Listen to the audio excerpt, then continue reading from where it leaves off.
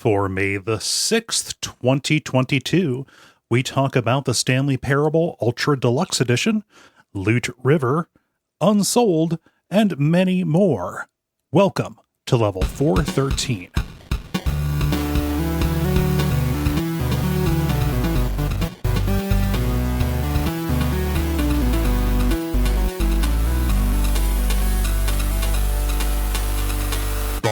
My name is Kole Ross. I'm Dennis Furia. I'm David Mysmith. I'm Ben Merkel. And you are listening to The Level. It's a podcast for people who love video games.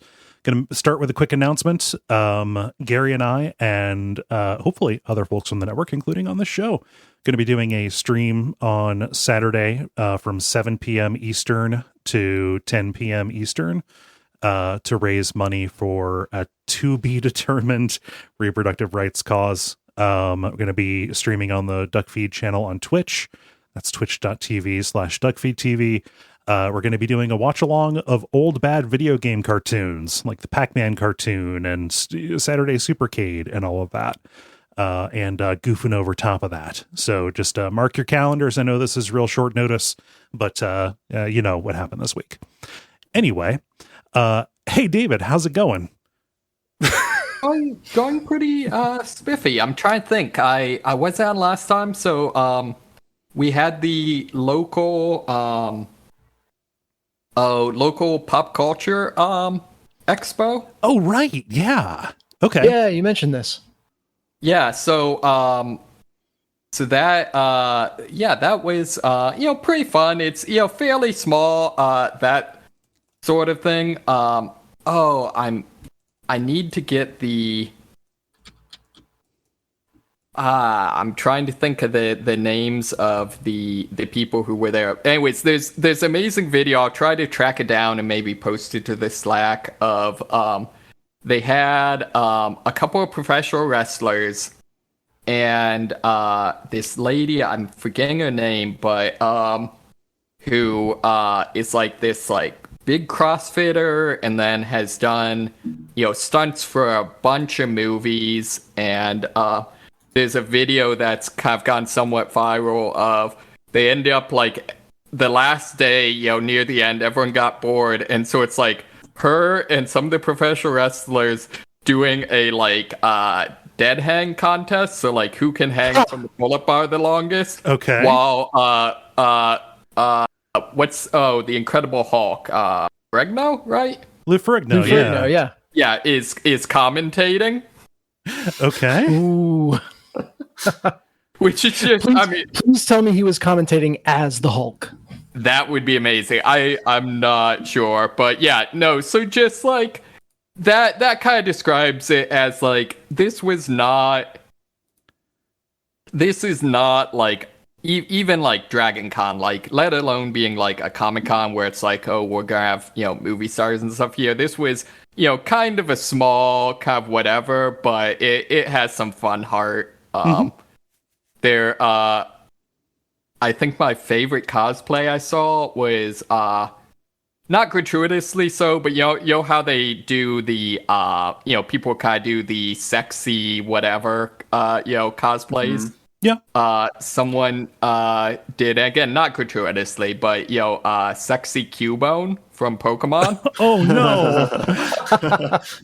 And it was actually really, really cute. Was it not really sexual, more just, I guess, kind of what if Cubone was sort of, what if you did the anime cat girl is to cat as this person was to Cubone? How did they do the the skull over the head?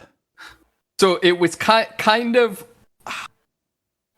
sort of somewhere between a hat and a mask type of thing. Okay. So you could still see from say nose down. Okay.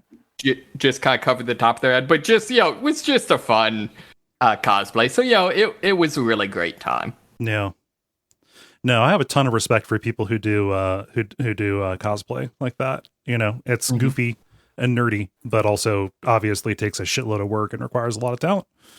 Yeah. Mm-hmm. Nope, that's by it. far the best rationalization for spending obscene amounts of money on fashion that I've seen. So I think one of my favorite stories, or just like inside baseball, is I have a friend who is involved with the 501st, who are the people that do like the movie quality, basically like Stormtrooper and the various Imperial stuff like that. And really great organization. Do a ton of like Make-A-Wish and all that sort of thing. And one of the things that's fun is when they do something like that, generally they'll figure out what, I guess, kind of more celebrity role the kid wants to see, and so they'll make sure to have a Darth Vader or a Kylo or whatever the kid's into. But one of the funny things is with the wherever you see someone doing Darth Vader, there's always also the various Imperial officers.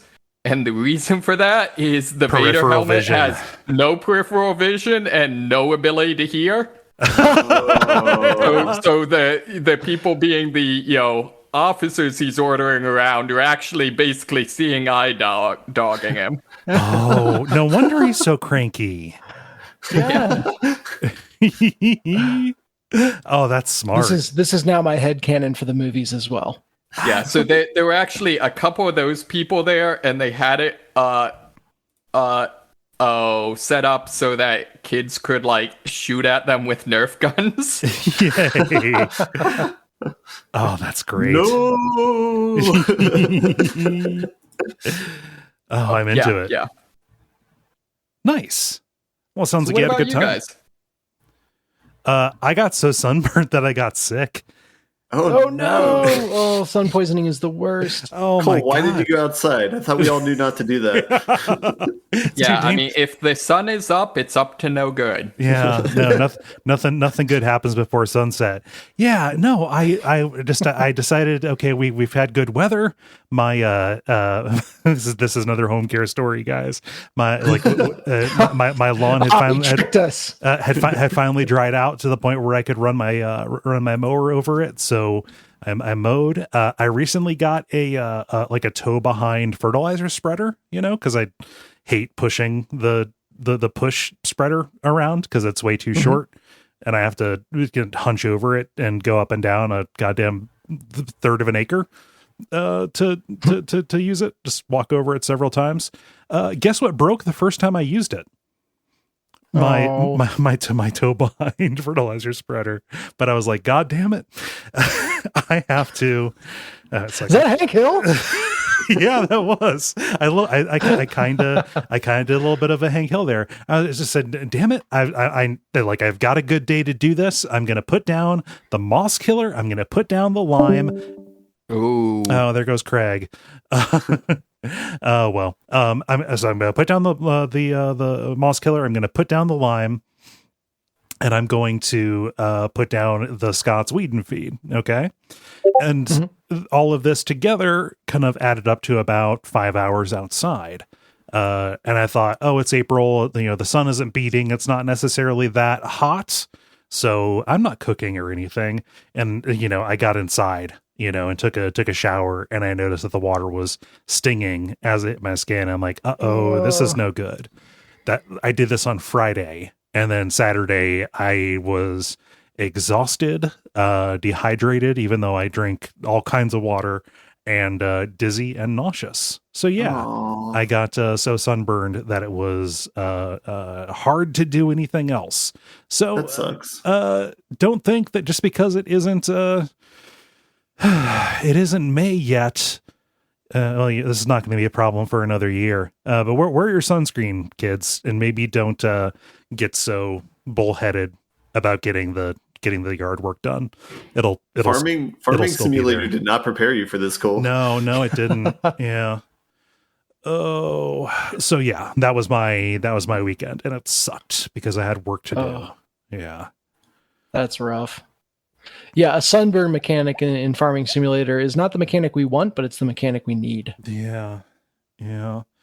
So at least it didn't burn anything terribly sensitive. Like it didn't burn my neck because my hair's too long, and I was wearing long pants and boots to do the work, so nothing on my legs. Or the last sunburn I got was on the top of my feet, and it made them swell up to the size of footballs. Oh. Yeah, sucked. But yeah, that's my story, and that's the moral of my story is don't fight the sun because you won't win. So this just reminds me, someone posted, something, an awful person who will remain nameless posted a video that went viral that involved, apparently now people that are worried about low T are, using UV lamps on their balls. Oh yeah, sunning their balls to raise their testosterone. Right, which, I mean, so much can be said of that, but I just love the fact that means there's at least one person that's sunburnt their balls. Mm-hmm. Yeah. No, there's not too different from that is the idea of anal sunning. People who will go out and do hand. It's legit. It's a thing. It's a thing. People go out and the do logistics of that just befuddle me. You got to know how to do a handstand and keep it keep yourself upright. Yeah, I learned. Yeah. So that's me. Sorry, I made everybody learn that fact. Ben, how about you? I had a pretty good weekend. We had a going away party online for one of our friends. He's leaving the country for 6 months to go on a hike and traveling. So, so we ended it by playing video games together, which seemed fitting. And nice. And then I played a new board game. I think I'll probably mention in the grind. And yeah, that's about it. Nice. Yeah, no questions. Dennis, how about you? Yeah, I've just been working on my anal sunning. So, my wife is traveling for work this week, so I've got all 3 kiddos on my own, which is the best of times and the worst of times, right? So it's crazy here, but we're having a lot of fun. My favorite moment, it happened to me in the wild. You'll hear, dads talk all the time about people saying oh, you're babysitting or something like that. And so I took the kids to Target the other day and was walking and someone's like, oh, babysitting today? I said, nope, just parenting. Yeah. And then walked past like a boss. Felt real good about that. But yeah, dads don't babysit. Fucking parents. Yeah. Don't diminish a father's role. Come on. Yeah. And then you just say, "Get them, boys," and all your kids just beat them up. We cannot go back to that Target, but nothing left but a skeleton. 3. Yeah. So that's been good times, hanging out with the boys, and doing all kinds of fun stuff. Some of it I'll talk about on the show as well, in later parts. Nice. Well, that sounds like banter to me. I think we should get started with a regular show, what with the grind, the multiplayer, and the end boss. And why don't we get started with the grind? The Grind, where we talk about the games we have been playing over the past period of time or so. David, how about you? What you been playing? Let's see here. What have I been playing? So this is gonna be a weird one because I've got a couple new things, but none of them that played a ton of. I dipped my toe into Game Pass. They added a game called Unsouled. Unsouled. Well, yes, it's Unsouled. It's on Game Pass, so why would they sell it? Yes, exactly. Also, you're barefoot. No, Soul like SOUL. So, what it seems to be is it's basically a 2D kind of Devil May Cry / Dark Souls. Okay. Which I guess if I had actually played this game, I would probably describe as being a Hyper Light Drifter but I haven't played Hyper Light Drifter, so I won't describe it that way. Okay. But yeah, it's very, very complicated, gameplay. You have a dash, your, various attacks, a limited dodge with iframes, and then a limited ability to do spells. And but then all of these can be, comboed together. So they have very explicit, like, at the end of doing a move, your character will flash yellow for a moment, and you can chain into another move. And so you can do a lot of things where, like, you can do dash attack and just, zip back and forth between enemies, or, I don't know, do a dash right into, like, a power attack, or, just all sorts of stuff. It seems really cool, really fancy. My biggest question is going to be, right now, at least, it definitely does not feel intuitive in the hands to me. Okay. And I think it's going to come down to, for me at least, to what degree is it able to, over time, me learn it and, it to feel like second nature. Yeah.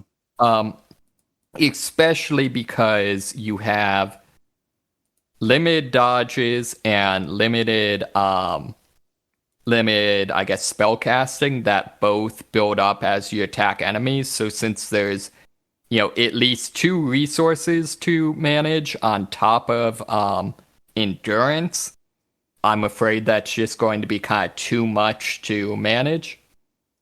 But, it's hard to say. Maybe it won't be. Yeah. Is that more of just a Bloodborne style, like, you must be aggressive, and as long as you're doing that, you won't have to worry about all these other resources? So really, it's just an aggression check? Yeah, I don't know. It seems kind of like that, and there's a lot of things. So, like, your dodge is... It does have kind of a dash, but it's very much like you sort of temporarily turn, like, kind of have, like, sort of a ghost-looking animation or, like, way they render your character. And so it's very much a, like, use this and you can just move directly out of, like, a crowd of enemies that are getting you overwhelmed. So the reason I say that is it almost reminds me some of the blanks from Enter the Gungeon. Okay. Where a lot of the abilities seem like they're almost like, I don't know, fail-safes or, that sort of thing. Mm-hmm. It's a no-shit yeah. button. Yeah. Yeah, exactly. I've gotten not very far at all on that. I think I might have fought in the first boss, although it was very, very easy. Did not feel the way, it might be if you said, like, oh, I fought the first boss in, like, Rogue Legacy or something. Mm-hmm. But yeah, apparently, like, I don't know, there's a whole bunch of people that have been taken captive, and they're bringing people back to life to power the evil MacGuffin. I don't know, it does not seem like story is necessarily its strong suit. Yeah. But yeah, so that was Unsouled. The other one I picked up is the Gunk. The Gunk. Which is an amazing name and is also free on Game Pass. And I love it is, rendered as the Gunk !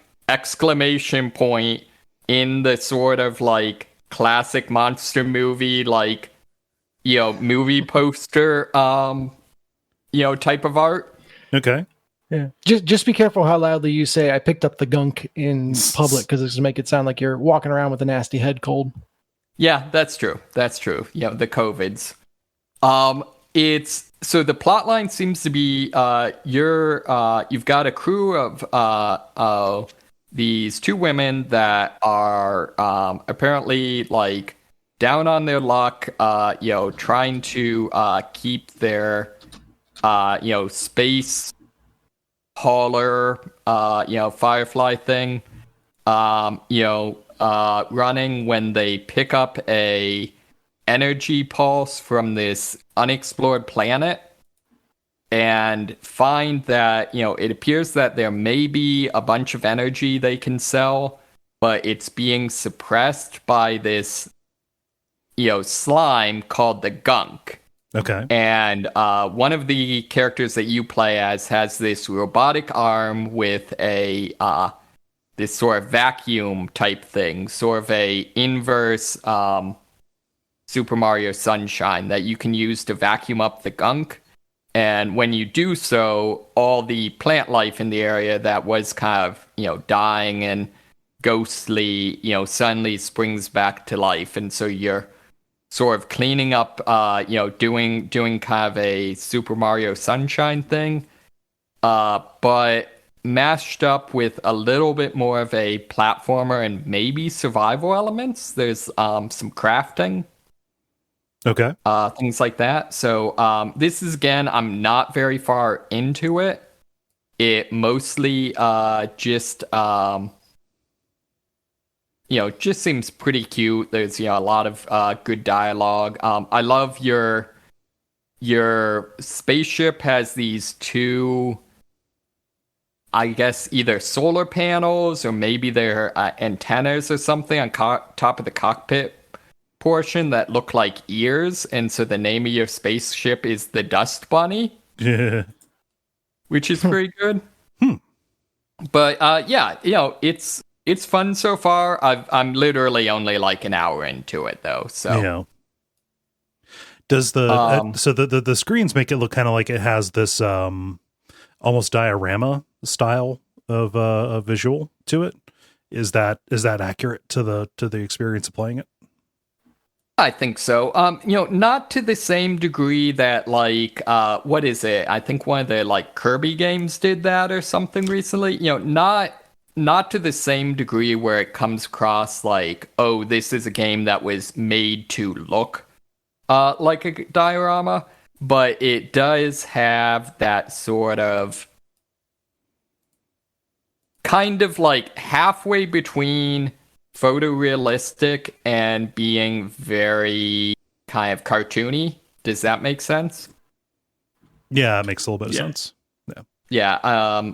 And there's a lot of emphasis on you're exploring this planet, so a lot of emphasis on like these beautiful, vistas and alien plant life and stuff like that. So there's definitely some of those elements to it. Yeah. Do you do any crafting with the gunk that you pick up?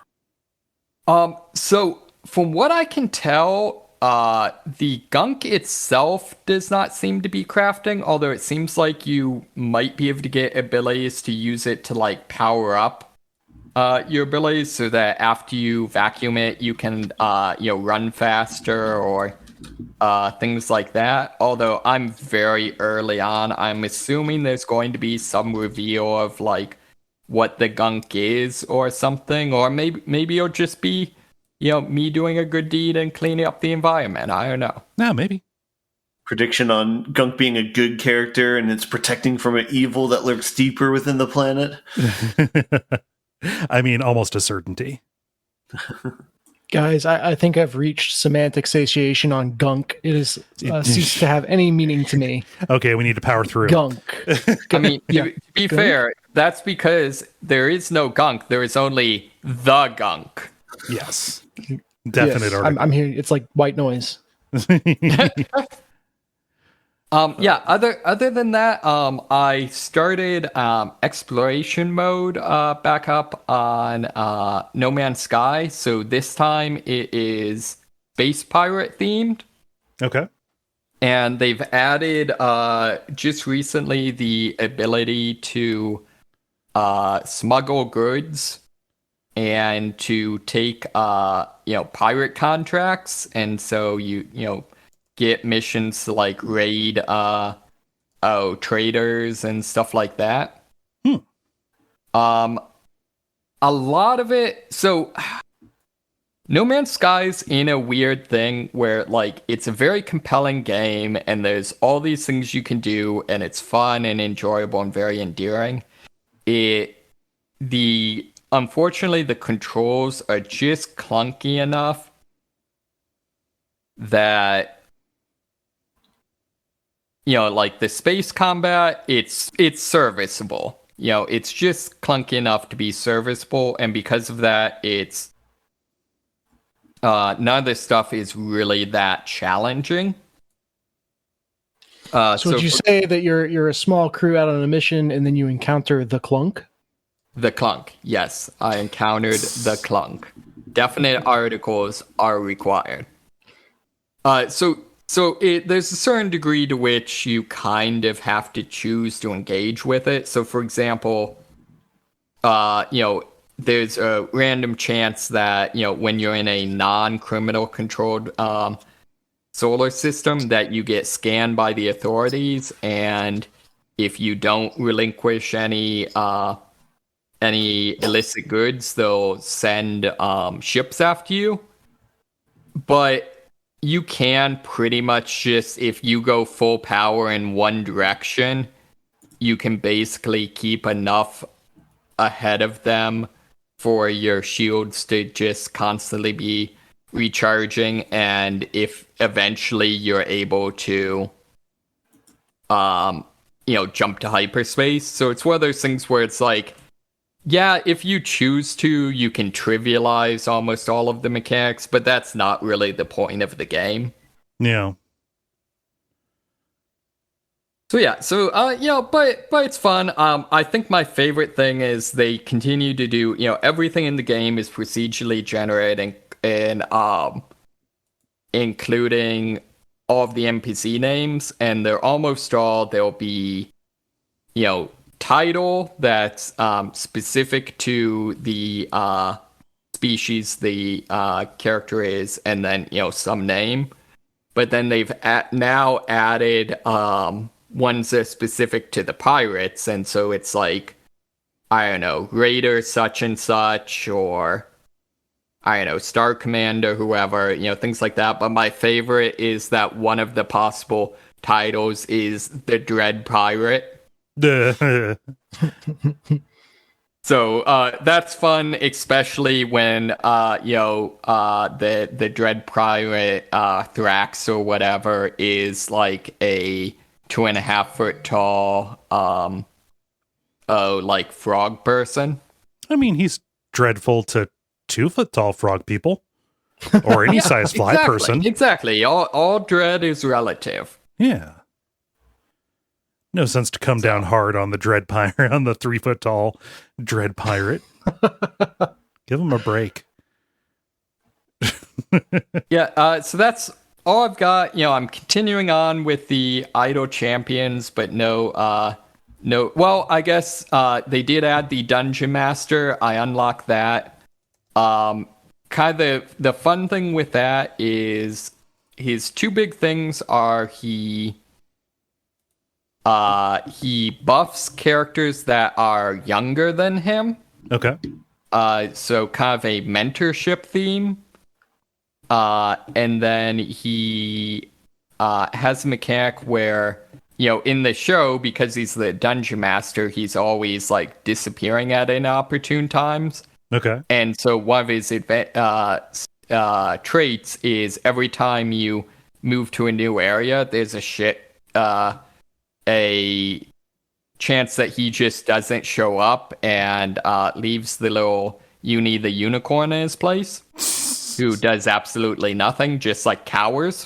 Of course. But like that's one of the mechanics of then when he does that, you there's certain buffs that only kick in when that takes place. So that's whole mechanic.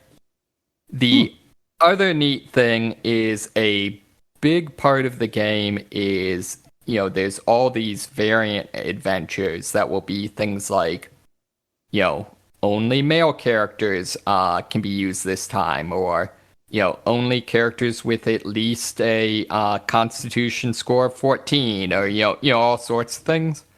And one of his traits is he can always be used regardless of what the requirements on the zone is, and he will randomly choose one character that normally couldn't be used and allow you to use them. Oh, nice. Yeah, so, again, just kind of a fun, like, the game very much works along the lines of establish the rules and then introduce interesting ways to subvert them. Nothing wrong with that. Yep. So, yeah, that's all I got. It's kind of been a smorgasbord this time around. No worries. You were away for a couple of weeks. Yep. Yeah. I'm going to do mine. David, I'm going to need to ask for a certain amount of grace and forbearance on your part, a certain amount of patience. Okay. Because this is not going to last long, because it's not the kind of game that you can talk about for a very long time. Just because the very nature of it means that Dave's here sharing. Well, oh yeah, but also the very nature of it means that just if you share it, you kind of ruin it for folks. But I have been poking around with the Stanley Parable Ultra Deluxe edition. Dun dun dun. Yeah. So Davey, no, it's not Davey Reedon. What's the other guy's name? William Pugh, one of the developers of the Stanley Parable. After they finished that game, he went and made his own studio called Crows. Did a bunch of games with Justin Roiland of Rick and Morty. And he teamed back up with Davey Reedon, kind of the other half of the Stanley Parable crew, to put together kind of an HD remaster, kind of another new version of the Stanley Parable with new content. Is David on mute? Yeah, he is. Okay. He's just screaming on his end. I didn't mute him. I'm practicing my Zen. Yeah. So, I mean, anybody who knows the Stanley Parable knows what I mean when I say that, like, you're talking about it as hard, because the novelty of the different routes that you can take is kind of the point of it, and that novelty will be stripped away if you decide to. Also, why would you want to talk about it? See, I asked for patience. So you don't want to ruin it for folks, but just to say, like, if you're worried about knowing where the new content is, if it's been too long since you have played, don't worry. After enough, I think like after 2 runs, after you get 2 endings, a door appears in one of the hallways with a big neon sign pointing to it that says new content. And you get to whole other, for lack of a better word, like quest lines in it. Which are similarly about, kind of meta commentary on video games, and specifically really inward looking stuff about how do you meaningfully remake or add new content to a game in a way that would be satisfying, in a way that is cute, and you will know if that sounds appealing pretty much on its own terms, if that is going to be something you're down for or into. So I have a question. How much new content is there compared to like the original game? I have no idea. The original game is not very long. If you're playing it, it's probably like, maybe if you're maxing out the all the content and stuff, you're getting about 2-3 hours of stuff. Maybe, I don't know, maybe guessing if you're maybe you get another hour out of it. I have no idea. I haven't seen everything. Okay. It's kind of hard to tell. It seems like they add stuff that's going to put a bigger modifier over on things, but it's hard to say without actually having gone through it all. Do they have the same voice actor? They brought the same voice actor back, but he sounds different because it's been nearly 9 years since he originally did the VO, and he re-recorded everything, so he sounds a little bit older, nice. a little bit sadder. I mean, it's been 9 years. Yes, it has, for all of us. But he continues to be very charming to my ear. So did they revise or bring back or whatever what was it? There's like the 10-year achievement or something? I didn't look at the achievement list. So here's the other thing I wanted to say. I got it on Switch. just because I would prefer to play it portably because it's, it's a short game, whatever. And first point is it runs really well on the Switch. Like, it looks good and runs perfectly fine. It's not necessarily a very demanding game, so that makes sense. That also said, I've not like gone in and poked around in the achievements. I know that they're there. But I don't know if they have the, like, if they can even do the, don't touch this game for 5-10 years, something like that. Mm-hmm. Yeah, that's my theory on why this is coming out. They realize that 10 years are coming up, and they're just trying to kick that ball down there. Mm-hmm. So I'm not sure. I don't know. So it's a separate product on Steam. If you buy it on Steam, it'll give you a discount. I think it cuts a third off the price if you already own the original. And I think since you're launching a new executable, it won't actually affect your achievement on the original one. So maybe people are safe, but also if I was really heavily invested in getting that achievement, I wouldn't want to test it on my own machine. Mm-hmm. Yeah. You'd want to like buy a copy for the Switch instead or something like that, right? No, I already screwed it. I already screwed it up for myself because we did Stanley Parable for WAF last year. So you have only yourself to blame. No, it was fine. I'm not invested in getting achievements at all. That is not my bag. So and it is inevitable that you will eventually get that achievement. Yes, like it's not like you missed out. It's gonna happen. Yeah, whether or not I'm alive to see it is a different story, but. Yeah. It depends who dies first, you or the machines, I guess. Let's be honest, we're probably going to die because of the machines. It's only a matter of time before they've had enough. The straw that breaks the camel's back is you don't come back after 10 years to check for the achievement. Nope. Just can't take any more. It's done. It's done with us and done with everything. Mm-hmm. Maybe I'm a machine. Me? I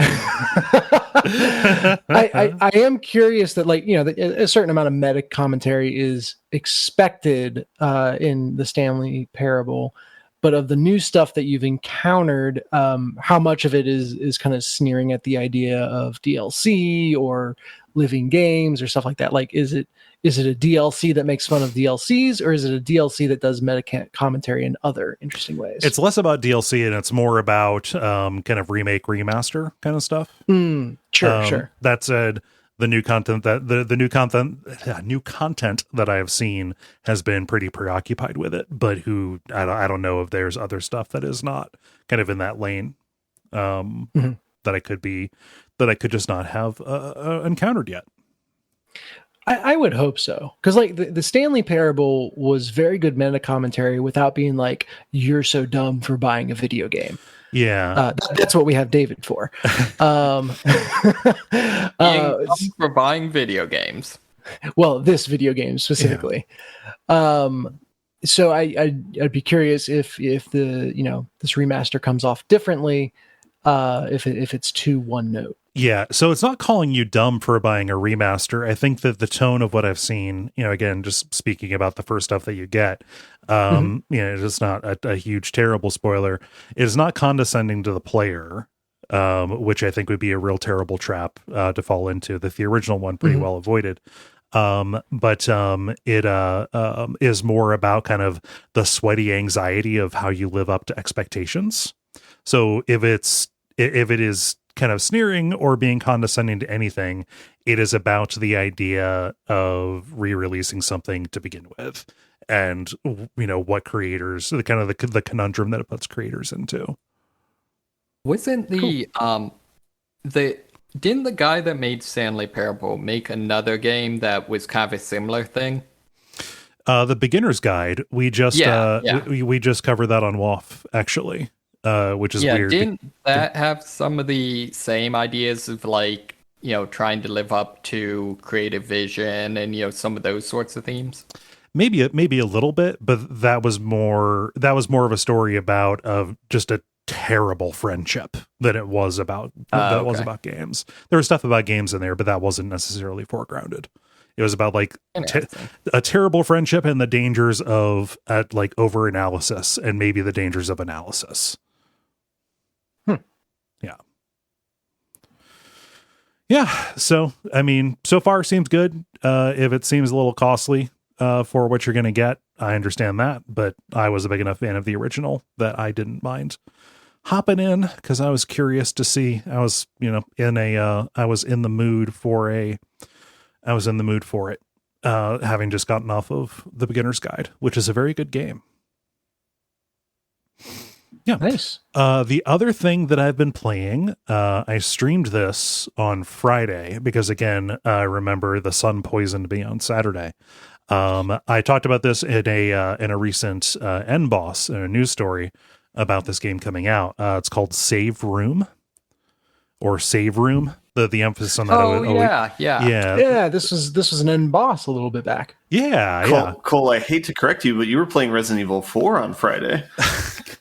People kept on coming into the room. Okay, when you're streaming something on Twitch, you have to select you have to select a tag for your session. Okay, and that can either be the name of a game or it can be like a broad category like cooking or discussion, special event. Hey, Greta. Hey, it's not food time yet. It can be any number of those things. Sometimes when a game is too small or it is too recent, and this could be either because it just came out a few days ago, that is not in there for the tags, so you have to kind of pick the best match. So I put in Resident Evil 4 because this is a game that is a series of puzzles based entirely on the Resident Evil 4 inventory Tetris kind of system, where you're trying to fit as many things as possible or trying to fit all of the available items into like increasingly convoluted spaces. So I put in Resident Evil 4, but in the title I said, like Hexcrank Live Save Room, and then I put in a game about organizing items or whatever, and people still came bowling in like, oh my God, Resident Evil 4, I thought I missed when you streamed this. Oh, this is great. Wait, this isn't Resident Evil 4. And this is just part of a broader thing. What I've been running into is nobody reads anything you write. So it wouldn't matter if I wrote it, because if somebody tuned in, it's like, oh, is this Resident Evil 4? Like nobody reads what you write, whether it's a post on Patreon or whether it's a tweet or whether it's the game that you put in. Doesn't really matter. People are going to come in. So like I had to keep on explaining to people, no, I'm not trying to trick you. I just called it Resident Evil 4 because they don't have this game in the system. Can you tell I'm frustrated? I think you should just insist that, no, this is Resident Evil 4. It was always like this. Yeah. There's DLC. There was an option in the menu the whole time to go into a whole game based on this one system. Yeah. Yeah, so I kind of gave the pitch there, but like it seriously is. It is very small. It's like $2, and it is 40 inventory management organization puzzles. That would get boring really quick if it was just, hey, fit all of this stuff in the available space. There's probably not 40 different puzzles you could make out of that. But they start getting into things related to the way that ammo and loading guns works. They get into the way that healing in Resident Evil works. So like understanding the difference between a first aid spray, a green herb alone, and then a green herb plus a red herb is really important. Because you can end up, using items or combining items in such a way that you are down to just the right, just the correct number of items to take up the available space. So understanding kind of the order of operations is really important. And there are other gimmicks that they add into. The puzzles get pretty tricky. Because they're just little geometrical things that you don't necessarily consider. Like you can't flip a gun, if it's pointed one way, you can rotate it, but you cannot just mirror it, flip it. And so you end up like with weird, almost like chirality problems. for lack of a better word. It's like, oh, this literally can't work because no rotation of this gun will fit with this other gun. or if it will, Okay. no rotation of this pistol will fit with this other pistol in the spot that's in the space that's allotted. If I'm not, if the biggest gun in here, the rocket launcher, is oriented this way, I need to orient it this way or move it over this particular point. Something that ends up being a little bit frustrating is you start out, so just like Resident Evil 4, you have the briefcase, and you have kind of the workspace over to the side. If you end up needing to take something out in order to shuffle things around, you can do that. Most of the levels, most of the puzzles start with some stuff in the briefcase and some stuff over in the workspace off to the side. This is smart because it often gives you a false idea or implants an idea of like how things should go in your head, because you look at it and think the submachine gun goes there because it started there. Okay, I'm going to start building stuff around it. When the best strategy is almost always empty everything, assume nothing, and then just, again, logically work from the largest thing to the smallest thing, trying to fit stuff in. I was going to say, I cannot imagine a world where my first and violent reflex is to empty the case. You can't imagine that you where it's not to violently empty the case? No, I'm saying I would have to do that. I could not do that. Okay, there we go. That's what I was hoping, because if you said, I would never empty the case, you just move stuff around, like, I would pause to question if we were the same species.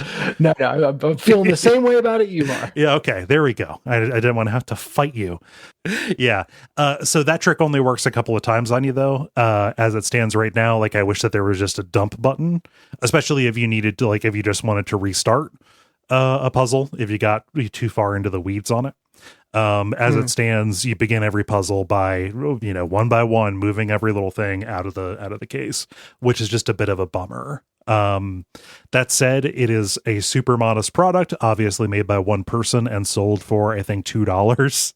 So it's really hard to be like incredibly upset about it, when it is kind of just, it is successful because of its simplicity.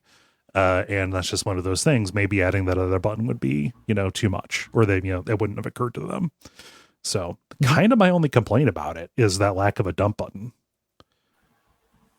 Was it another game that just came out that has a similar premise, but like fantasy? It's like, I don't know, like Loot Bag Hero or something? Yeah, it's with a bag of holding, and it's just you and me. There's no way to fail it. You just throw stuff in. You lost and it. It starts with half of them in there, too. It's great. I know what you're talking about. There is one that is like a fantasy themed, like roguelike structure, because of course.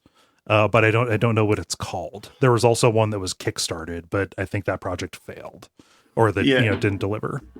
I think I know what you're talking about, David. Yeah, but I think it's like a roguelike. I don't think it's like a packing type game. Yeah. Yeah. Any questions about Save Room? Save Room? Right. That's all I got. I'll leave it to Ben and Dennis to decide who goes next. So now we get to fight. Yeah. Oh, no. I only have one, so I think I can jump in and do that real quick. Okay. Yeah. Excellent. This one is very new out on Game Pass, so I haven't gotten too far in on it. But it is a game called Loot River. Oh, that came out? It is out. I am playing it. It is also possibly the worst name for a video game that I have ever seen. Loot River tells you absolutely nothing about what this game is actually like. Like, I guess there is a river in it, but I would not describe this game as any kind of looter or like Diablo 3 like, or like there's nothing of loot to it. So unless there's a definition of loot, I don't know. This title just makes me scratch my head. I mean, are you playing a stringed instrument? No. Maybe they Woot River, but they missed the key pretty terribly. No, that's not it. I don't know. What this game is a isometric view, Soulsborne like, that has a really, really cool traversal mechanic that is unlike anything I've seen. So there's a bit of a roguelike loop to this where, you don't drop souls when you die. You have to start a new run when you die. But it really does feel like going through kind of a Souls story. There's a Firelink shrine. There's a Maiden in Black. There's all the Souls tropes. It's from that kind of top-down isometric-ish view, and it's a very lo-fi pixel art game. Mm-hmm. But the thing that makes it stand out is in every level, no matter what platform you're on, you can use the right stick to move that platform like a pontoon boat around the level. So the story is kind of oblique in the way that Soulsborne stories are, but you kind of understand this is a flooded world, or this is a world that is kind of sinking into the water. And so everything is on a river, on kind of platforms in this river. And the ability to kind of change the layout of the level ad hoc as you're running around it is really, really cool. Do you have to be standing on the platform or section of ground in order to move it, or can you move it remotely? No, you have to be standing on it, and you can only move the ones that you're standing on. However, you can cross through any platform that's side by side, and most of the time you can cross if they're touching diagonally, but enemies won't. Okay. And there's a surprising amount of depth that's added to the combat, because even when you're like in something that locks your physical movement, it does not lock your platform movement. So you can, every weapon has a light and heavy attack, and the heavy attack you can usually charge. And so frequently a good tactic is get into a position. Yeah, you see it. Get into a position on your platform that isn't facing anything right now. Start charging your attack, and then right before you're ready to release the attack, slam that platform into place so that it lines you up with an enemy. It can also be used to kind of handle mobs for crowd control. So you can connect a platform, have one or two enemies run onto it, and then slide it back out to fight just those enemies. So just really, really cool. And mixes everything up in really interesting ways. The other element that it adds is kind of light puzzling to traversing. So there's not a jump button. There's not any kind of platforming to speak of, but moving these platforms through the level, and specifically, you ever play that game like Traffic Jam that's always in Cracker Barrels? Yeah. Yeah, so there's a lot of that where, like, to get to a special area, you need to get a smaller platform to the other side of the map, or to, eventually you get platforms on two levels. So there's low platforms and high platforms, and you need a staircase platform to get between them. So, you need to get the right shaped piece to the right place on the map, or you need to get a staircase, in between the two levels of platforms in the right way. And while this game is procedurally generated, there's a surprising amount of like thinking and puzzling that goes into moving all these pieces around, Traffic Jam style. Made even more difficult by the fact that, like I mentioned, you can only move the piece that you're on. So not only do you have to solve this puzzle of how to switch everything around, but you have to solve it in a way that you don't trap yourself on the piece. Nice. So can you wait for an enemy to be halfway onto a platform and then move it in order to tear them in half? I tried it. I tried it, and no, it just bumps them to one or the other. You can, however, kind of dodge. There are bomb throwing enemies, and if they lob a bomb, you can just shift your platform out of the way so that it plunks into the water. If it lands on anything land-wise, it will explode. If it lands in the water, there's no explosion. So yeah, the puzzling is not super complicated. Like I said, it's procedurally generated. There's been one or two places that I feel like it's bespoke, where it's like, oh, that's actually like a little bit more complicated. I don't know if that's just because the algorithm got lucky or because there's bespoke puzzles that are kind of dropped in. But for the most part, you can get through areas pretty quickly.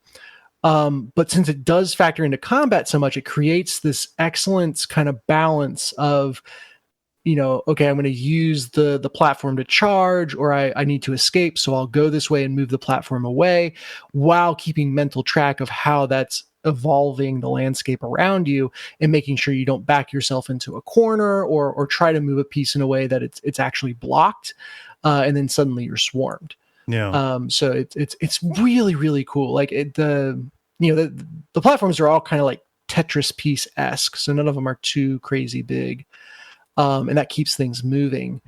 But it's just a really unique take on it. And to have that attached to a really cool Souls-like game is super unique. Do you find that because they give you the ability to move the platforms, that they put more chargeable kind of moves in your repertoire, or is it just the fast and strong? So far, every weapon has a chargeable move. And I guess that's the strong attack, right? And you can charge it up. Like the longer you charge, the stronger it gets to a point. Mm-hmm. So yeah, that kind of thinking and strategy is built inherently into every weapon. That said, not every weapon is like a lunge forward. So you need to take into account some weapons you might charge up, but then when you connect it, you have to wait for the enemy to come to you, or you need to release it super duper early because it's got a long wind up. The sword I've had the most success with is just the starter sword, which is a lunge that happens pretty immediately. So really, really interesting mechanic. The roguelike elements also don't feel like they interfere too much. So if you die, you're brought back, and again, there's a Souls-ish story about you're kind of in this endless cycle of life and death. There's something about dreaming in there. There's something, again, it's all pretty obtuse at this point, but about kind of modifying reality every time you come back as well, which feeds into the procedural generation. But you start from scratch, start from the base stats, and kind of choose what you upgrade and grab as you go. But it is not the kind of loot hungriness that I saw in Dead Cells, for example. Okay. Yeah. And I would say this captures the essence of what made Dead Cells really good, without making those roguelite elements overbearing.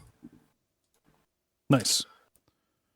Yeah. So that is Loot River. Again, still have no idea why it's called Loot River. I mean, probably because you're like a ferryman on it. You're moving the individual things. If it's everything is flooded, that makes a little bit of sense. Mm-hmm. Mm-hmm. River I get, Loot I don't. But Dark River would be a better name for the game, probably. Yeah. Blood River, Soulsborne River. I'm going to call this Soulsborne River from here on out. The one item that I want to mention that is super fun is I think it's called the Backstab Bracelet, and it makes it so that your first normal hit on an enemy warps you behind them. Okay. And then you can continue your chain, but it is super satisfying since a lot of the heavy attacks have like a stagger after them, or there's basically a recovery period after you use it. That with that bracelet attached, you can get off your heavy attack, and then whereas normally you'd have to dodge because you're now vulnerable because of that stagger period, you can just keep on attacking, and it kind of auto dodges for you, warps you behind. Oh wow! So yeah, it just made you feel like a complete badass, and that was kind of a fun object to stumble upon. Maybe that's the way to say it. Is all the items feel more self-sufficient, and like they could be mastered and made to work independent of what other items you found. Whereas Dead Cells, it felt like, and in a lot of roguelites, you're looking to find that broken synergy to get you through. Loot River feels a lot more accommodating in that you can make whatever you find work. As long as you know your move set and plan accordingly. And that's a very Dark Souls thing. Yeah. Yeah. So I recommend you check it out if you like roguelites, if you liked the idea of Dead Cells, and certainly if you like Soulsborne games. Yeah.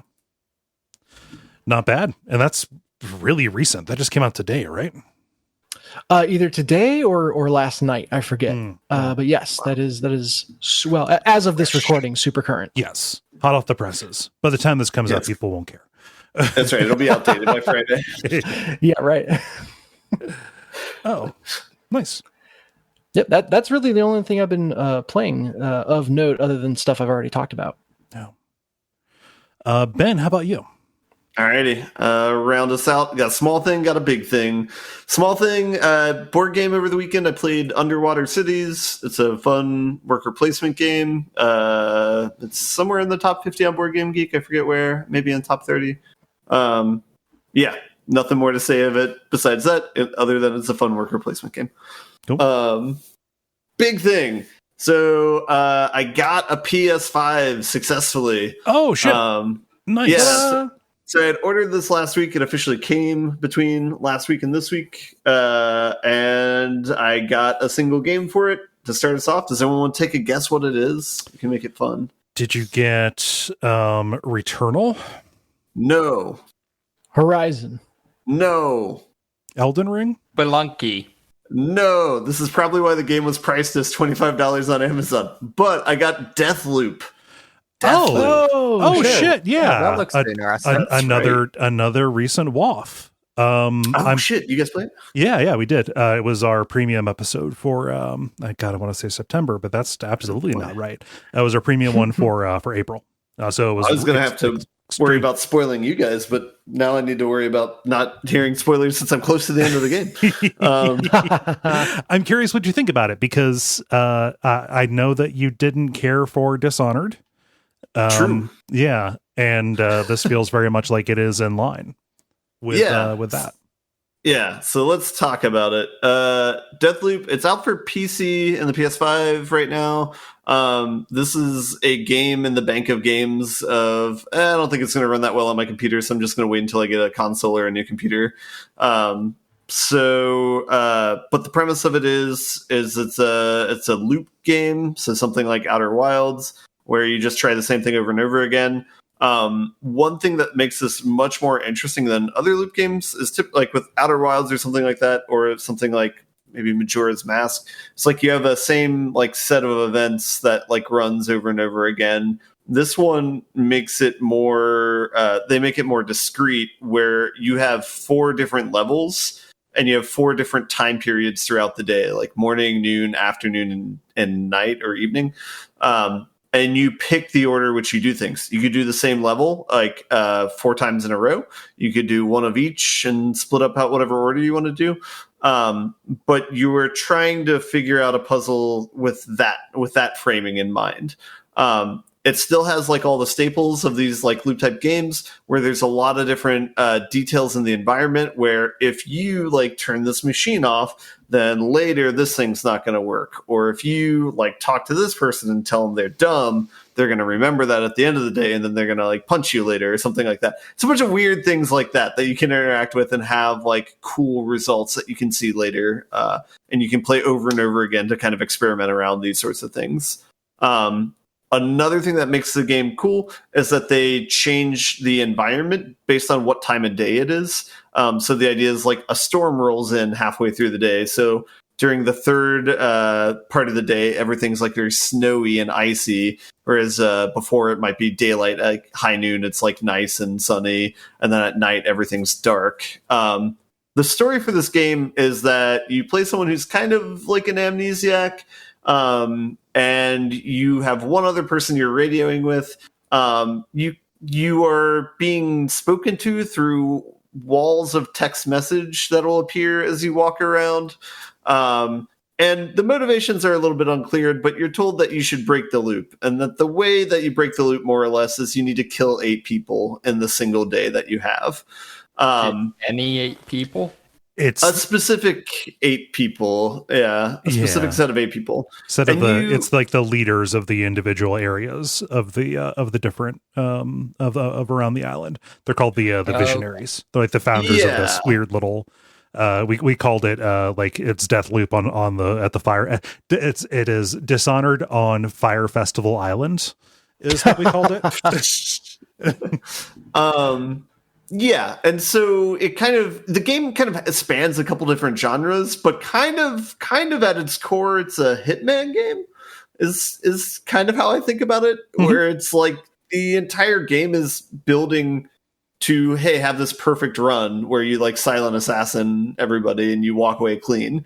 But instead of it being like a single run through of a mission like in Hitman, they kind of have it more broken up into chunks. That's a little bit more forgiving. Like, for example, at any time period of the day, you have 3 lives. So if you die for any reason, you kind of get rewound a couple minutes to a safe spot, and then you go from there. If you ever die all 3 times in a single place, then you die for good and you restart the loop at morning, and basically your progress is gone.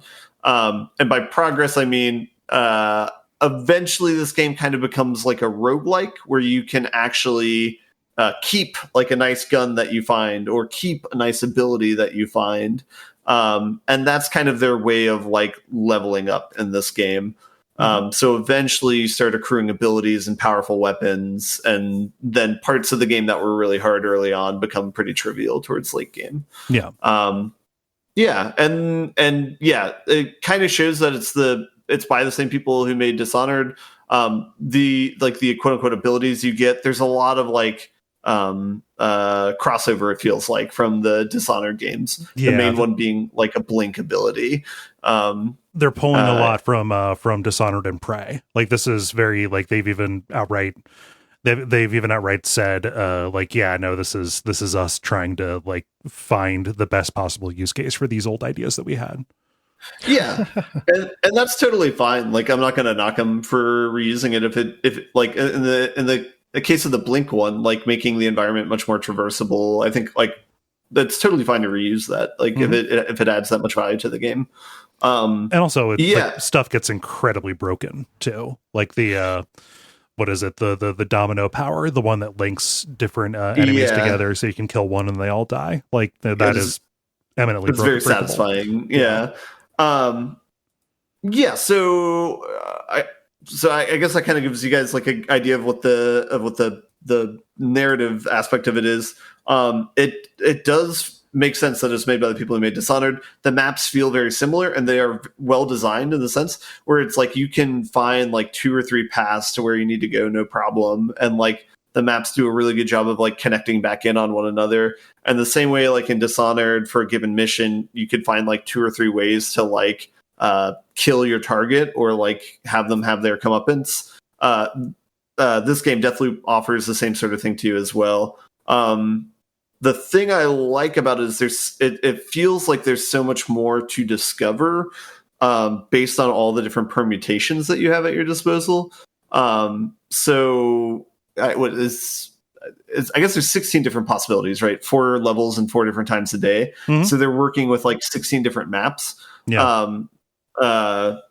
But yeah, even so, I don't even know if I've experienced every different map in every different context, but it feels like there's a lot more there, or it feels like that there's no boundary almost, or it feels like there's so much more to discover than what you've played, even if it could be the case that you're already at like 80% or 90% of the game, or of seeing what they have. And they do a really good job of like having like cross-cutting narratives where it's like, you know, one target's at this part of the map, you know, during the 3rd section of the day, but they interacted with people in the second during the second part of the day at this map.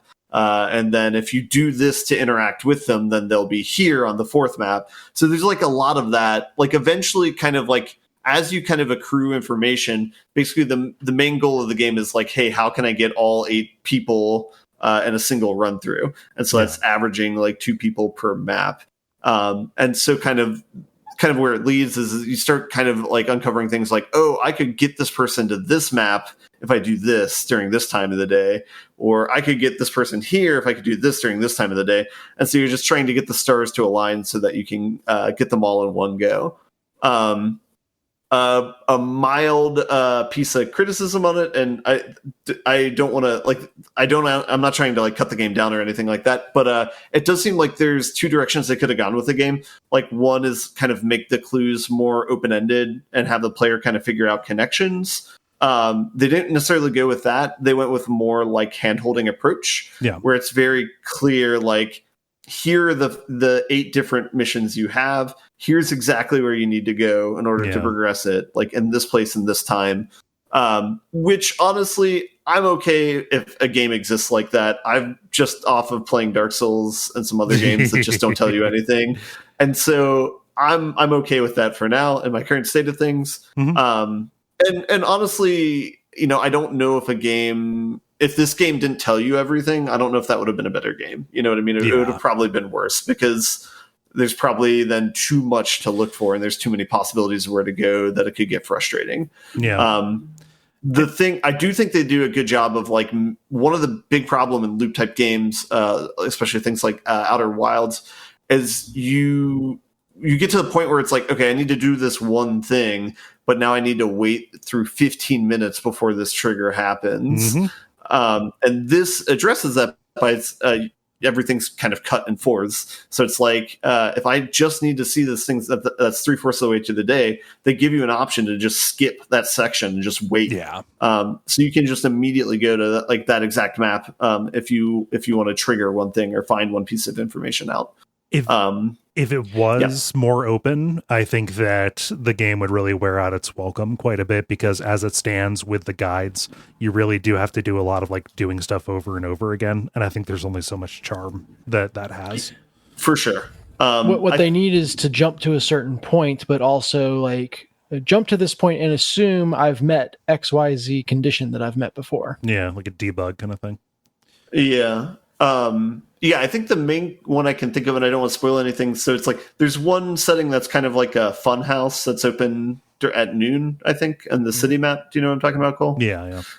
That one I've gone through 2 or 3 times, and I'm like, man, I just don't want to do this again. I know there's ways to try and get around the environment, but yeah. It's I get it.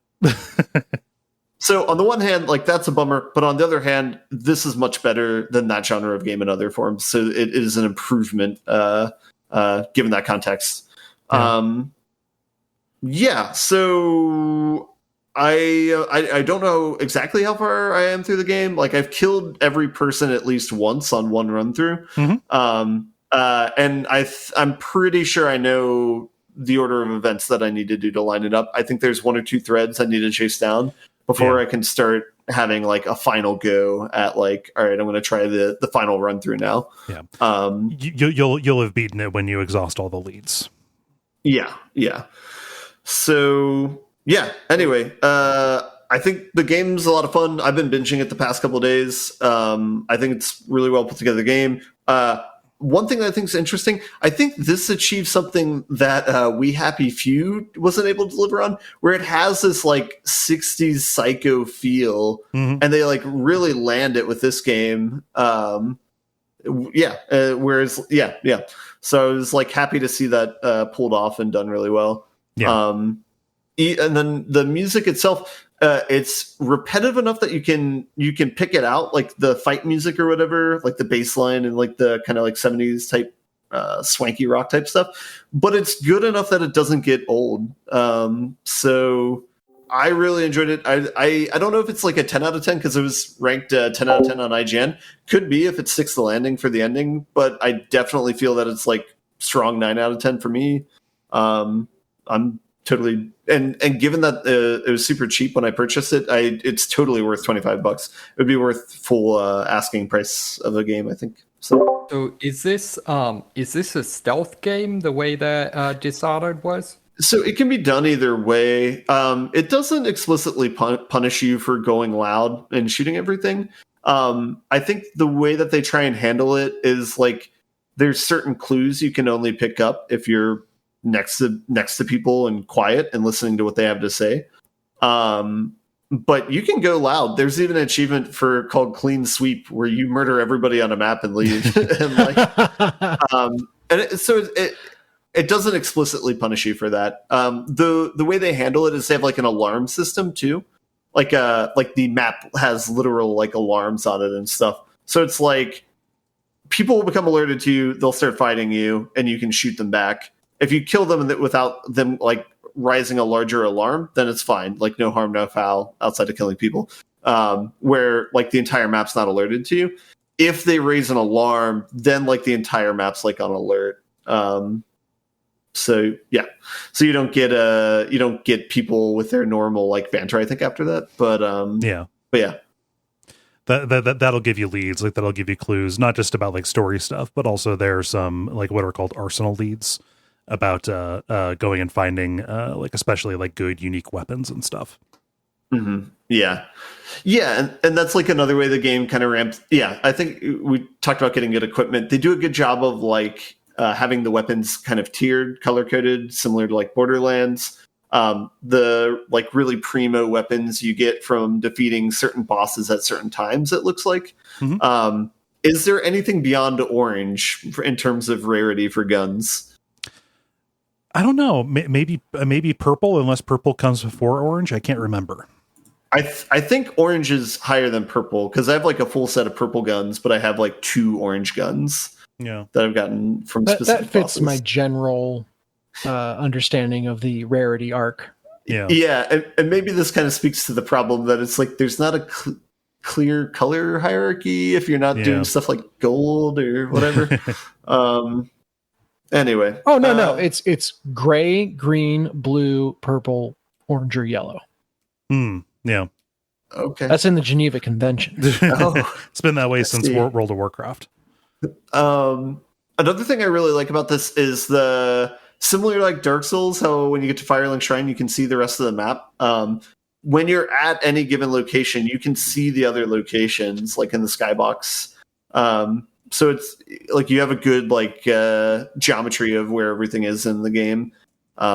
It's not as continuous; it's very discrete. Like you walk through a tunnel and you're in the location. But yeah, I don't know. Any other questions about this game? Sounds pretty cool. Yeah. I enjoyed it. I did kind of run out of patience with it, so I'm curious. It's good to hear that you're not like hitting that point, but I'm not like so far. Like I've been able to like I'll do like a day run through, and I'll basically just try and find a different mission or tidbit to pick up on during each like hour. So I haven't gotten to the point where I think the next mission that I do is explicitly like I need to go to this place at this time of day, and that's all I need to do for the day, and then see what I need to do next. But yeah, cool. Yeah, I've been pretty happy with it. So nice. Thumbs up. Worth a playthrough. Very cool. Multiplayer. Now it is time for the multiplayer, where we ask you a question and then you answer it. Dennis, what is the question that you asked the nice folks? Yeah, I wanted to know about when less is more. So with Fortnite's no build mode being such a huge success and revealing probably a better game than with building, I wanted to know what other games would you remove a mechanic from to improve them? Yeah, this was a popular one, so let's get going. Sean says, I would have much preferred Fallout 4 without the building elements. First question is, how dare you? Second question is, what gives you the right? I think better for them, maybe not better universally if some people like building. I'll kill you. No, sorry. All right, guys, hold him back. Oh man, I get it. It does change the progression and definitely the loot cycle. I get it. So they just wanted to make sure that if they needed to fast follow Fortnite on doing a BR with lots of building, they had the components there. Oh, you don't realize that Fallout 76 had a battle royale mode? Oh no! Very short-lived battle royale. Yeah. David, what does Tom? With a plot. Weird. David, what does Tom say? Tom says, Red Dead 2 with 50% of the animations removed. I can't get super far into the game because it's so slow. Let me loot while on a horse. I hear that. Oh, that is a cardinal sin. that was an issue in the first game. Like, I remember purposely trying to like loot basically skin animals on like inclines because it would skip the skinning animation if you did that. Huh. That's some speedrunner junk right there. Yeah, that's Horizon does this too, but Horizon has a skill in their skill tree that allows you to loot while on your horse. it makes me so fucking mad. I hate it so And much. they put it late in the skill tree because they knew it was a big deal. What powerful. the hell were you thinking? But does she like lean over in the saddle like rodeo style and grab the thing? I think it just kind of jips into your inventory. Oh, that's missed opportunity. The thing I with could be wrong. The thing with Rockstar is they get that immersion is important in games, but they are making reality immersive, which is boring. Like you need to have like a fun role that the player wants to get immersed into. Yeah. No, I just that has been that and the total runtime of the game have been one of those have been the two things that have kept me from really going into Red Dead Redemption 2. And I'm curious about it because I'm interested in the cowboy life sim kind of stuff. Oh well. It's okay. You can miss it and you're fine. I feel like cowboy is not a life I want to be simmed. No, you know. It's funny. It's more of a technical marvel than a good video game at all. Yeah, I could see that. Ben, what does Callum say? Callum says, loot that's only purpose is to be sold. Any RPG, but current notable in Horizon Forbidden West for me. While this fixes a lot of Zero Dawn economy sins, it still has you collecting old world trinkets that only exist to sell. Just give me the money directly. What you buy in storytelling is not worth the menu tax. Agreed. Menu tax, I like that term. Yeah. Oh. Yeah, we say that a lot on WoW. Mm. I don't think we coined it, but I think that might be what they're pulling it from. And if they didn't, they're pulling it from whoever we pulled it from probably. Yeah. And there is a tax on that actually. So yeah. And no, they're likely already a patron, so I don't know what more I could do. So, you have to charge a value added tax. That's only if they live outside the country. What is there like a derivative with no value added tax? Gosh, I don't know. I'm confused. I lost the metaphor. Yeah, I just need to admit that. I think so. Dennis, right. What does Zach say? Zach says, "Oh, that was me. I'm Dennis. Damn it." He's taking over my identity. Zach says, basically any game that's not a survival game with weapon durability. This is especially applies if there is no way to repair. Looking at you, Breath of the Wild. Yeah. Yeah. I agree with this. Mm-hmm. Although I will say, I remember in Far Cry 2, like early stages of the game, you don't have any way to get your own weapons. Everything breaks super quick. And I love the idea like, oh, okay, so I'm just going to be like scrambling for whatever I can find to fight. And then very quickly you kind of like get a safe house that's filled with new versions of every weapon and you can just come to any combat loaded for bear. So I think there's a place for unreliable weapons or what have you if you do it well. But yeah, like Breath of the Wild, there's no reason that needs to exist in the game. Yeah. Yeah, I'm trying to decide. I'm a defender of that, but that's not worth going in. It's not worth going into here. I think one of the greatest kindnesses that was done in the design of Elden Ring was getting rid of the weapon durability system. Mm. And in Breath of the Wild, isn't the Master Sword like unbreakable? Yeah, but you get that so far in. Yeah, that's just like another example of like the Horizon where it's like it's something that you're using as a reward, but you know that people hate all these things. Yeah. Like it's you're adding like negative things so that the normal is your reward instead of like adding something that's an actual reward. You don't get problem for what I always heard complaints about is was it shield surfing, breaking shields. I didn't know that. Yeah, I never tried doing it, so it's hard to tell. I don't know how useful that is. I always saw that as more of a stunt, but yeah, you don't get credit for solving a problem that you created. Mm-hmm. Yeah. Republicans. The sick burn. Get them. Greg says, in 2022, there is no excuse for a game not to have autosaves and the ability to save anywhere you want. Forced save times are left over from the 80s when saving wasn't as easy to do as it is now. Not being able to save when you wish is a difficulty mechanic that no game should force on you. Let me choose my difficulty level from the menu, not from a decision by the developers. I actually take a little bit of umbrage with this one, because it depends a lot on the game, like how you save it. But I don't know if every game could support a quick save or not. No. I guess the case I can think is like, say you're fighting like 1,000 things or something. Mm-hmm. Like if you quick save, you have to like serialize all those entities and what they're doing and what their internal states are, and there might be overhead to that in certain cases. Well, in a lot of cases, it's been solved at the platform level with like the PlayStation Home button that you push to go to the top menu.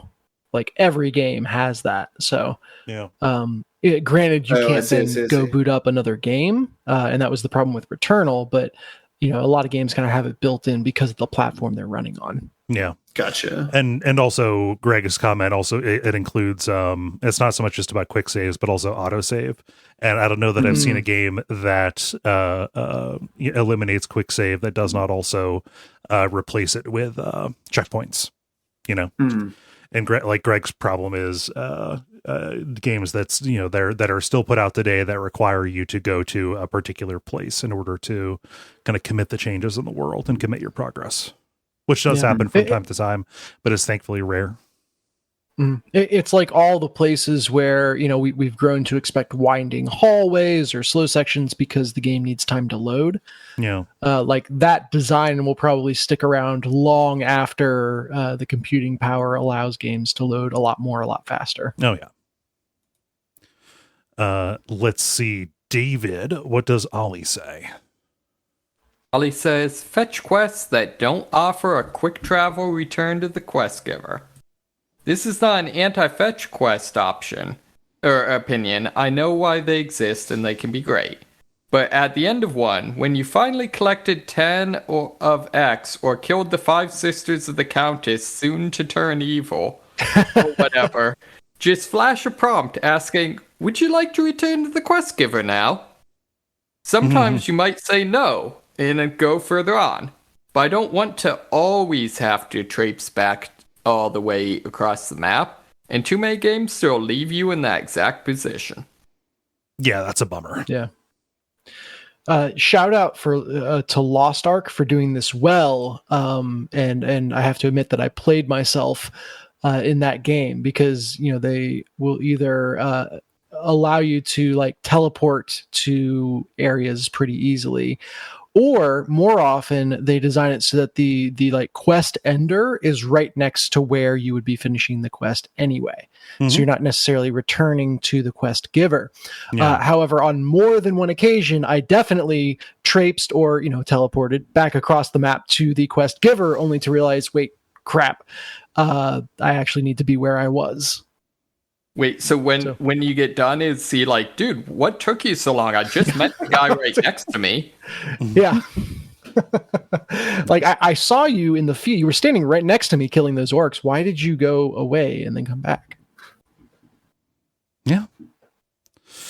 No, I agree. That's it's a problem that needs to be fixed. Or just, turn it in automatically. Give me the reward once I do the thing. I don't know. Let's see. Ben, what does Austin say? Austin says, QuickTime events in any game after God of War 2.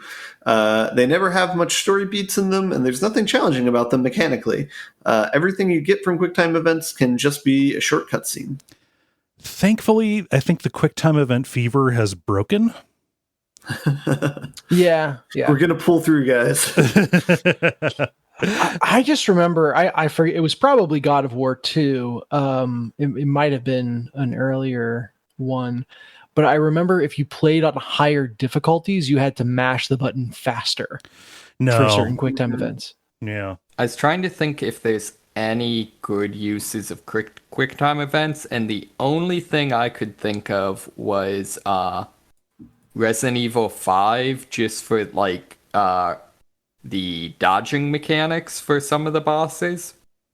But I feel like that I don't know. I would almost categorize that more under like Arkham style combat that I would like for quick time events. Yeah. I was thinking of like Detroit Becomes Human and Heavy Rain, where quick time events are so embedded in the gameplay that you can't really make them a cutscene, because it would just be a cutscene then, I guess. Yeah. There wouldn't be a game. Just make it be a choose your own adventure game, which is what it wants to be. Yeah. Mm-hmm. Until Dawn, I think does quick time events really well. Yeah, the game has to kind of be built around them. I can tell you from doing Abject Suffering, any B-rate game, especially B-rate action game, made between the years of 2003 and let's say 2013 was chock full of them, and it's unforgivable. Did you play? Was it Rise, where it's an action game that's nothing but quick time? No, haven't done that. It's very weird. Yeah. Let's see here.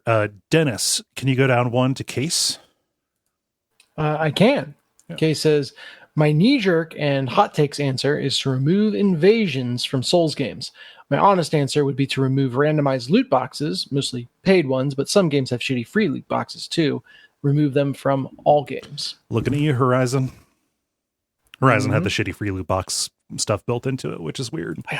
I don't understand, like restrictive inventory and like then loot boxes that you would pile up and couldn't open because you didn't have enough space in your inventory. It was just, nightmare. Yeah, it's loot boxes. Just don't make stuff that's not gambling into gambling, please. Jeremy says, I know it defeats the purpose, but remove the food and also the weapon durability from Don't Starve, or maybe just put in an option to do it.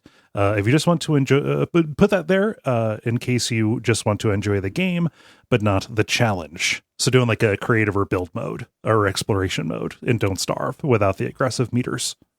Yeah, big ups to Subnautica for doing that in their game. Yeah. Sometimes you just want to explore. Like, this is a pretty world. Let me go through it. Mm-hmm. Yeah. Or like, you start getting the hunger alerts and there's a button of like, I don't feel like dealing with this right now, where, if it sounds fun, you can go hunting or go searching for food. But if you're like onto something and don't want to, stop focusing on it, you just push the not hungry button. Yeah. Or just automatically in games, and we can patent this and sell this as middleware to different developers. If your hunger meter is about to bottom out, a larger version of your character flies down, if they don't have wings, they would flap their arms like wings, and then they just baby bird some food into your character's mouth automatically, and then they fly away. And your hunger meter is full up until the next time. Oh no. Yes. Yeah. Call it Mama Bird, Mama BRD. Yeah. Anyway. MMA. No, it would just be MMM if you took out all the verbs, the vowels. But then it just sounds like bird, which that conflicts with the chicken place that I'm working on. I see. Yeah. Mama foo foo. David, what does Alex say? It'll be down past cases.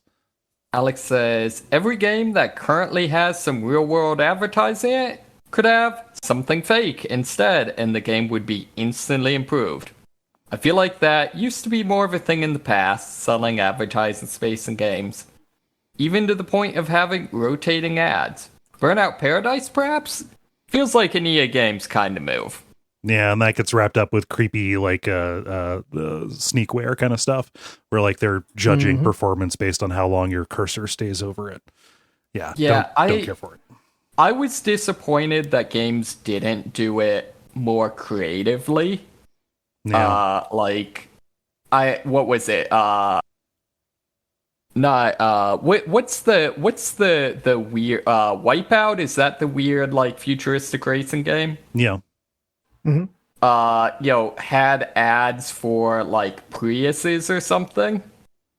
It's like, that would be fine if you made it like have the characters from the game like be doing product endorsements, like Jet Moto style, where like certain teams were sponsored by Mountain Dew and Butterfingers. Yeah. Right, yeah. When I'm not driving my Harimau Racing Superbike, I drive a Prius. I don't know.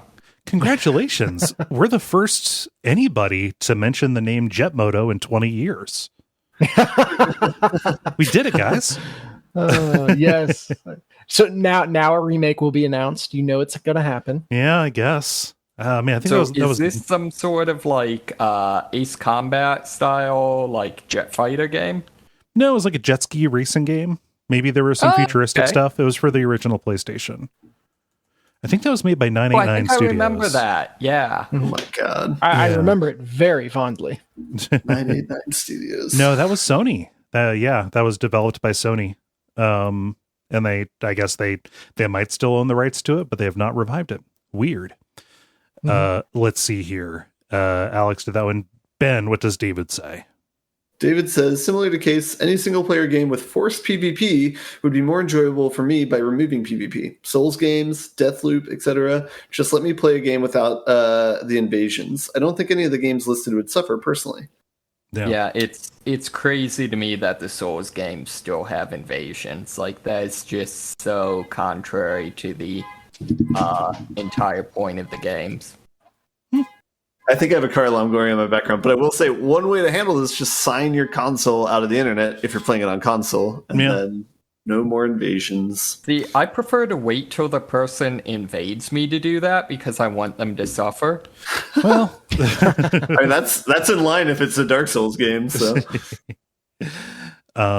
let's see, Dennis, what does Rookie say? Yeah, Rookie says the Mass Effect series had not one, not two, but three mechanics that needed to be removed. One, the inventory system. Two, that freaking Mako. And three, scanning planets. By the time Mass Effect 3 rolled around, they got rid of all three of these mechanics, and it made the game so much better to play. I love the fact that if you make a game only with those mechanics, you get EVE Online. Oh, they just made EVE Online with spare Mass Effect parts. Oh, so I just like the image of just a sitcom or something just called like That Dang Mako. Yep. Dude, scanning planets had its claws in me deep because I knew it was the most boring crap that you could possibly do in a video game, but I couldn't not, because what if this planet had lots of material? I don't even know. Like, it was compulsive. I think gotta give it the probe. I think for me, it had to do with the fact that like the time in my life that I played it, I didn't mind it in Mass Effect 2 because I was just not in a hurry when it came out. Mm-hmm. Yeah. Mm-hmm. During summer in college. What else are you going to do? And finally here we have Grizz, who says, whichever Mass Effect had the planet scanning where you had the mini game to optimize the resource extraction. It was kind of fun the first few times. Annoyingly, though, it wants you to do it about 100 times. But that is a problem with every mini game in every video game, I think. BioShock Pipes, kind of fun the first few times, but there are dozens or hundreds of them. Lockpicking and Fallout, same deal. Yeah, that's interesting. Some seem more egregious than others. Lockpicking I can totally agree with, but pipes I was fine with all day long. Yeah. So Fallout 76, because they have a perk system, and it would be, pretty significantly power drop to dedicate 6 perk points to lockpicking. Whenever you come with a lock, you have to first open up your character and switch out to having the lock-picking perks. Then close your character again, and now you can pick the lock. Huh. Yeah. I'll do mine. Generally, I just don't care about any kind of collecting, mission in any kind of game, or especially if it's like really necessary to roll around and pick up the doodads in order to proceed.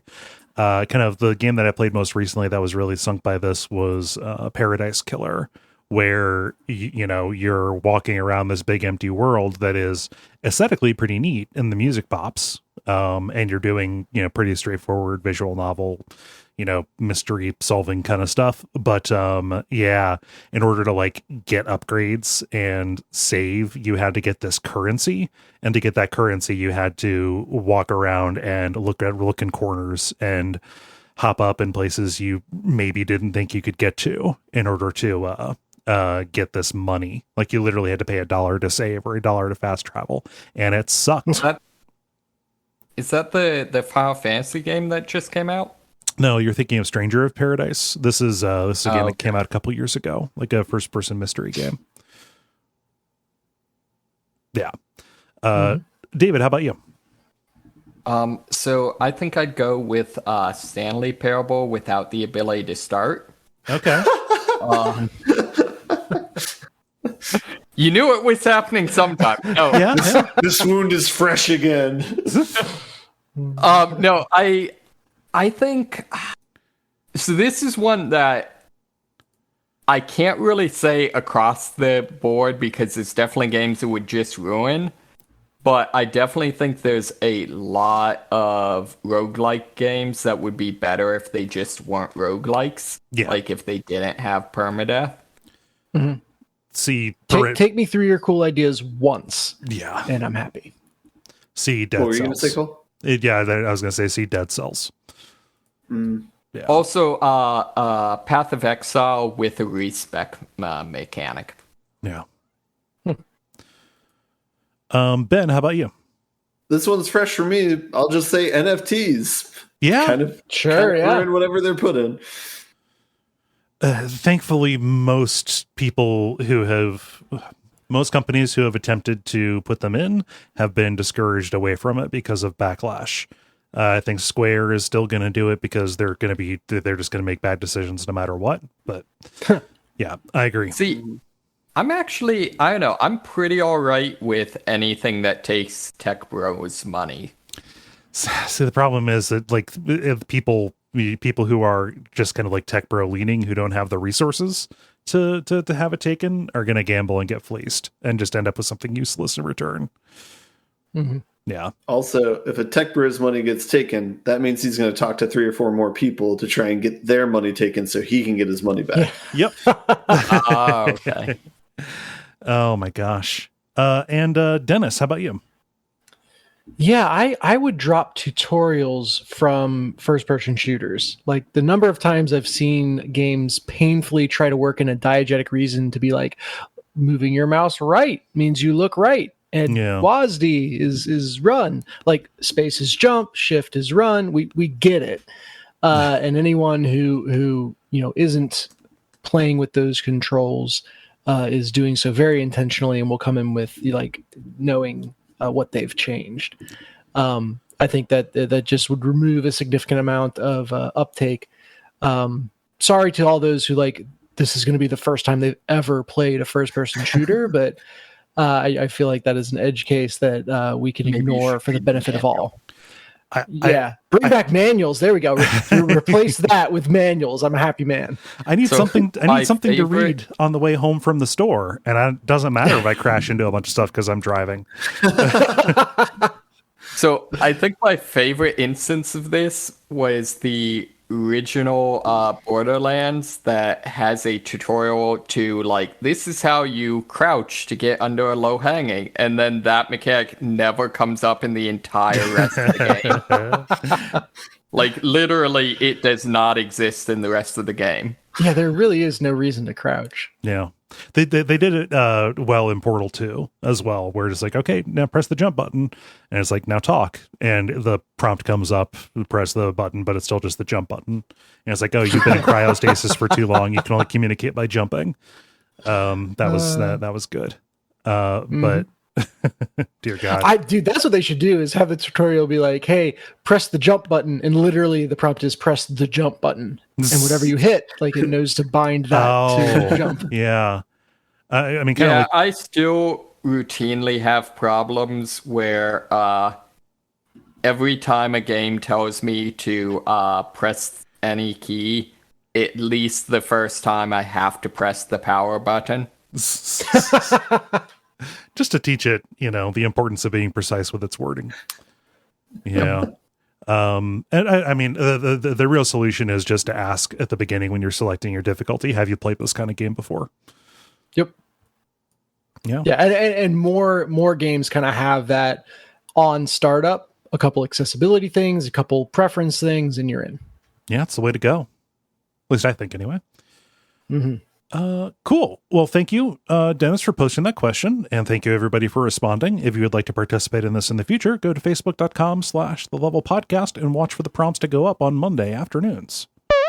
The end boss.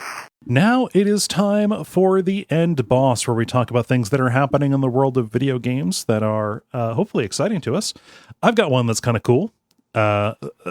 Somebody turned a Fisher-Price toy controller, a little baby video game controller you would give to your kid because they want to play, want to play video games. Somebody has taken one of those and put in basically Xbox 360, I think Xbox 360 or Xbox One guts inside of it, and turned it into a working PC Xbox controller. It still makes the sounds when you press the buttons, which is hell yes, which is really good. And there is no right stick on it because Fisher-Price disappointingly was not concerned with authenticity. So instead, there is a toggle you can press. One of the buttons will toggle the function of the left stick, making it so it'll briefly turn into the right stick if you need it to. The person who did this, their name is Rudism. This is the person who you may remember they did Farming Simulator with an actual tractor. I think maybe this was the person who did according to this article, it's making me believe that they did the banana controllers. They did Star Wars Jedi Fallen Order with a lightsaber controller made like it was like a lightsaber and glove somehow. Yeah.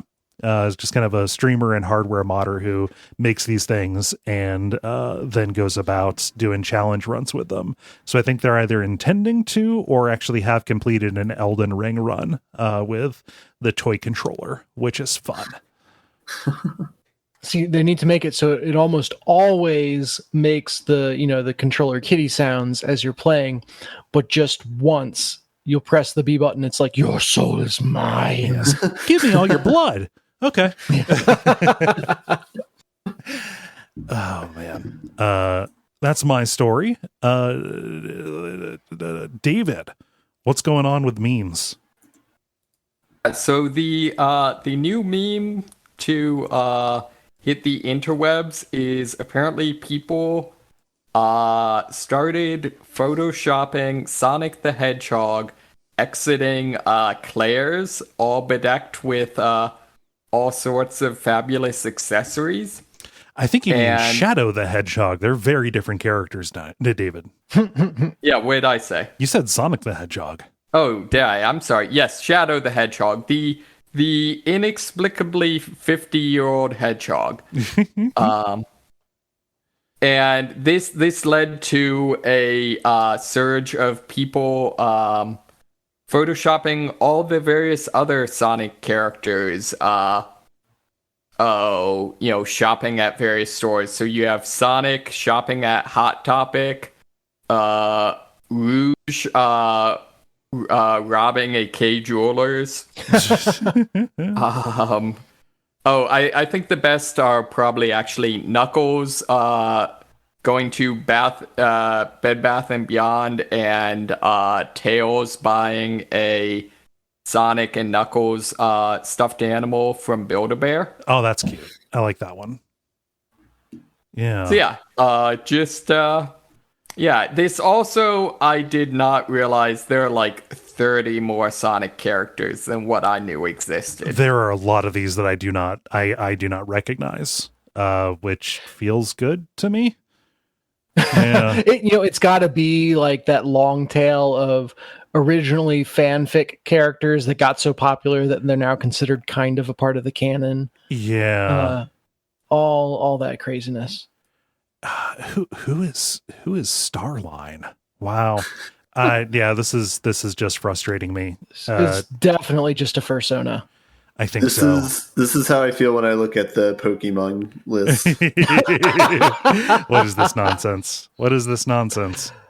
This is good, clean fun. Yeah. Mm-hmm. Nice. And finally, Dennis, what you got for us? Yeah, this one's not quite as uplifting or wholesome. But originally the CEO of Intel had said they expected the end of the chip shortage to be around 2023. That has now been bumped back to 2024. So expect the PlayStation 5 to be to continue to be hard to get for at least another 2 years, and all the other things that are using microchips that are getting backed up because of global shortages. The end is not as close as we would have hoped. Yeah. So, man, not a ton. Oh, go ahead. 2024 is a long time, and man, it is just ruining the car market. Like, have you guys priced a car recently? It's out of control. Everything's like what, 10K above what it normally is, or something crazy like that. Something like that. Yeah, even for used, it's wild. Worse, I've heard stories of perfectly good cars that were manufactured and just didn't have the chips being on lots for so long that they needed to be destroyed. Yeah. Like, yeesh. Yeah. I'll put a little silver lining on it. Shout out. I was able to get a PS5 through, I followed a Discord channel, and if you just Google like a mere Discord PS5 or something, you'd probably be able to find it. But some people like just turn their job into like helping other people get consoles and like notifying when drops are happening. Yeah. So no, what's the market for secondhand PS5s look like? I don't know what it is now. I know like for the longest time it was probably about maybe like 800 to 1K to buy a PS5. So right, because of scalpers and everything. I'm thinking about the secondhand unit you'd find at a GameStop, but that doesn't exist because we can't have nice things, and the world is a terrible place. It's all upsold for double the original price. Doing a quick search on eBay, the kind of going rate seems to be between $750 and $850. Is what I'm saying. Is that scalped or is that used?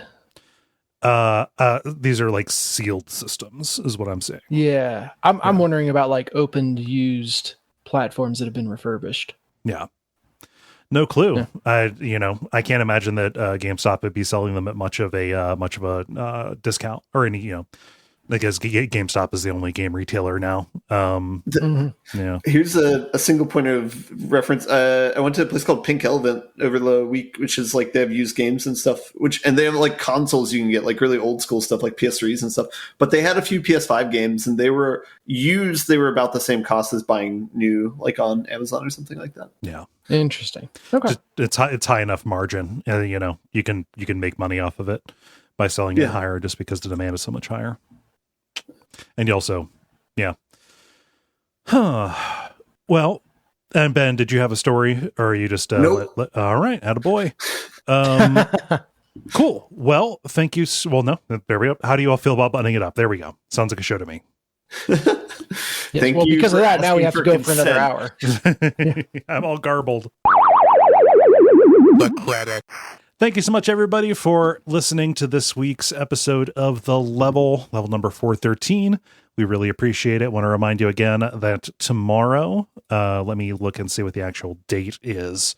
That tomorrow, as you're listening to this, Saturday, May the 7th, going to be doing a stream for reproductive rights. The specific charity is TBD as of recording, but we're going to solve that in a couple of days. But from 7 p.m. until 10 p.m. Eastern time, watching bad video game cartoons and goofing over them should be a good time. Special event. And it feels weird asking for any other stuff on top of that, so I will just say, you know what to do if you want to help out the show. Most of all, we hope to see you at that if you decide that you want to spend a Saturday night watching bad cartoons with us. And additionally, come back next week. We'd be happy to have you. Is there anything big I'm forgetting? Nope. All right. I've been Kole Ross. You can see me and that event on Twitch at Duckfeed.tv. I've been Dennis Fury. You can find me furious about the state of things. I'm David Maysmith. You can find me just sleeping until things improve. And I've been Ben Merkel without a tagline. And stick around for some titles.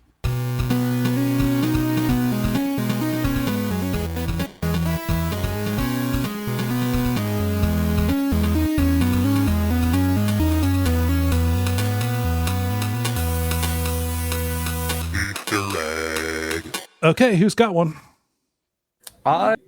Nothing. Okay. I also have nothing.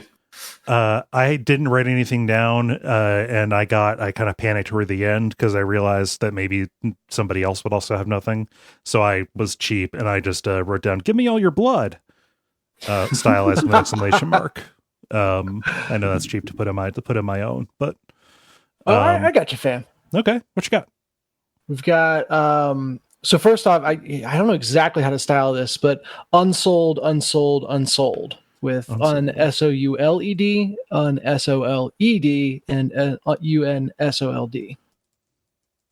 Okay. And I have a slash between each of those, but whatever. Yeah. The next one is the dump button.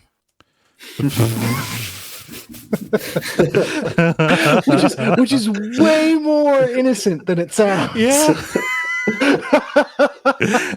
Okay. Not that it matters, but what's your other ones? Then